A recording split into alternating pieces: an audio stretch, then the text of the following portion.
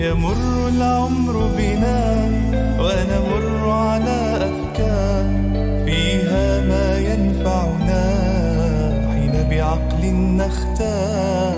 الماضي يهدينا خير دروس للعمر، والحاضر بيدينا نهديه حصاد الفكر. والحاضر بيدينا نهديه حصاد الفكر.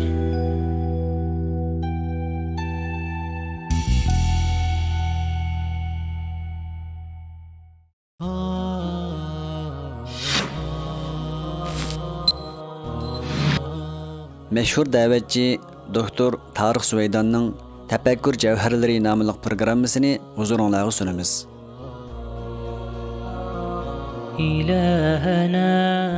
Bismillahirrahmanirrahim.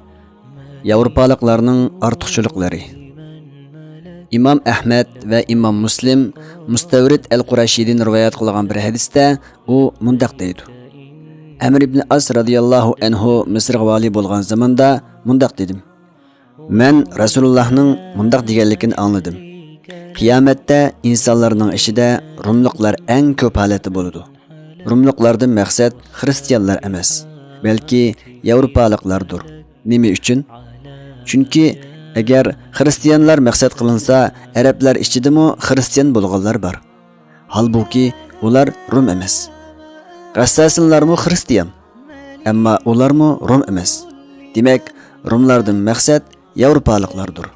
Men Rasulullahning qiyomatda insonlar ichida Rumlar eng ko'p holati bo'ladi degan so'zini aytib edim. Amr ibn As hayron qoldi va mundaq dedi. Degan gapini isbotla, Mustavrid. Men Rasulullahdan anglaganligimni dedim. Amr intayin aqlliq bo'lib, sahobalar ichida eng zirik edi. U masalalarni tahlil qilishga intayin mahir edi. U Rasulullahning hadisini shundoq yaxshi tahlil qilib mundaq dedi. Hey Mustavrid, sen undaq desang sana ishonaman. Chunki Yevropalıqlarning 5 ortiqchiligi bor. Qiyomat bo'ladigan vaqtda Yevropalıqlarning soni nima uchun eng ko'p bo'ladi? Amir ularning nasli qurib ketmay, uzluksiz ko'payishining 5 xil sababini bayon qiladi. Agar biz shu sifatlar bilan sifatlansak, naslimiz qurib ketmay, uzluksiz davomlashamiz. Bu qissada dushmanning ijobiy taraflarini e'tirof qilishdan iborat go'zal bir ma'no bor. Bir qism kishilar Yevropa va Amerikada faqat salbiylik bor, ijobiylik yo'q deydi. Bu to'g'ri emas. Insof qilish kerak. Ularning ko'p ijobiy taraflari bor. Bizga sahobalar shundoq ta'lim bergan. Biz sahobalardan mushuni o'rgandik. Ba'zilar Yevropalıqlarning ijobiy tarafini deb bo'lguncha, darhol o'zlarining ijobiy taraflarini sanashga boshlaydi. Biz boshqalar bilan musobaqalashmayapmiz. Bütün kishilardan go'zal sifatlar bilan sifatlanish talab qilinadi. Go'zal sifat ularda bo'lib, bizda bo'lmasa, buni e'tirof qilishimiz kerak.